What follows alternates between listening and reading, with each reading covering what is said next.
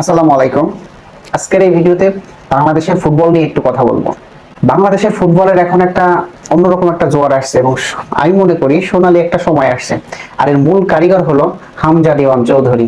English premier লিগে খেলা এই ফুটবলার বাংলাদেশে যোগদানের পর থেকেই বাংলাদেশের ফুটবলের উন্মাদনা এত গুণ বেড়ে গেছে যেটা বলাই বাহুল্য। Thank you Hamza Chowdhury. হামজা চৌধুরীকে আসলে ধন্যবাদ দিয়ে শেষ করা যাবে না। হামজা চৌধুরীর কারণে শুধু আমাদের দেশের ফুটবল জেগে ওঠে নাই, হামজা চৌধুরীর কারণে বিদেশের মাটিতে খেলা সমস্ত বাংলাদেশি বংশোদ্ভূত প্লেয়ারগুলা তারা আগ্রহ প্রকাশ করছে যে বাংলাদেশের জার্সিতে তারা খেলবে। একমাত্র কারণ হলো হামজা দেওয়ান চৌধুরী। এছাড়াও আরো বড় একটা সুখবর হলো এই জুনের 5 তারিখে সিঙ্গাপুরের সাথে যে বাংলাদেশের এশিয়ান কাপের যে কোয়ালিফায়ার ম্যাচটা আছে, সেই ম্যাচের ভিতরে হামজা দেওয়ান চৌধুরীর পাশাপাশি থাকবেন সমিত সোম। সমিত সোমের পরিচয়টা একটু দেই।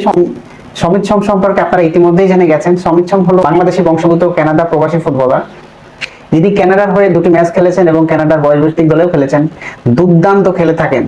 হামজা দেওয়ান চৌধুরী হলো ডিফেন্সিভ মিডফিল্ডার এবং সমিত সোম তিনি হলেন attacking midfielder. Defensive midfielder Hamza দেখেছি ইন্ডিয়ার এগেনস্টে হামজার অভিষেক ম্যাচে, এবং সমিত সোম যখন খেলেন ডিফেন্স অ্যাটাকিং মিডফিল্ডে।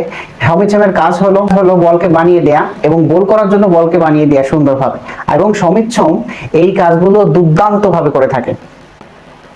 তাই বাংলাদেশের যে এই মিডফিল্ডের যে পরিবর্তন, এটা আসলে অসাধারণ।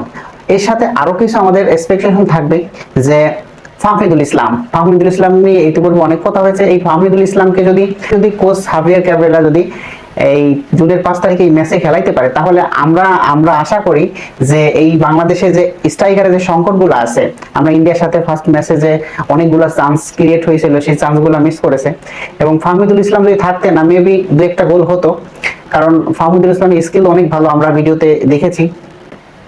এবং এই জুনের 5 তারিখে এখানে যদি ফাহমিদুল ইসলামকেও যুক্ত করা যায়, তাহলে আমাদের যে স্ট্রাইকারের সংকটটা অনেক অংশই কেটে যাবে বলে আমি আশা করি। এবং সত্যিকার অর্থেই হামজা দেওয়ান চৌধুরী, সমিত সোম এবং ফাহমিদুল ইসলাম বাংলাদেশ দলে যুক্ত হয়, তাহলে আমি মনে করি এশিয়ার ভিতরে অন্যতম একটা সেরা টিম হিসেবে, দক্ষিণ এশিয়ার ভিতরে অন্যতম একটা সেরা টিম হিসেবে বাংলাদেশ দল আবির্ভূত হবে। এবং আমরা তাই চাই, আমরা যে বাংলাদেশের ফুটবল ফ্যান হিসেবে অবশ্যই বাফুফের কাছে আবেদন করব যাতে আমাদের আশা আকাঙ্ক্ষা যেন পূরণ করে। এই আশা, এটা শুধু আমাদের সময়ের দাবি, এবং এখনকার আমরা যারা বাংলাদেশের ফুটবল ফ্যান আছে আমাদের সকলের প্রাণের দাবি। সমিত সোম, হামজা দেওয়ান চৌধুরীর সাথে যেন ফাহমিদুল ইসলামকেও এই ম্যাচে রাখা হয়।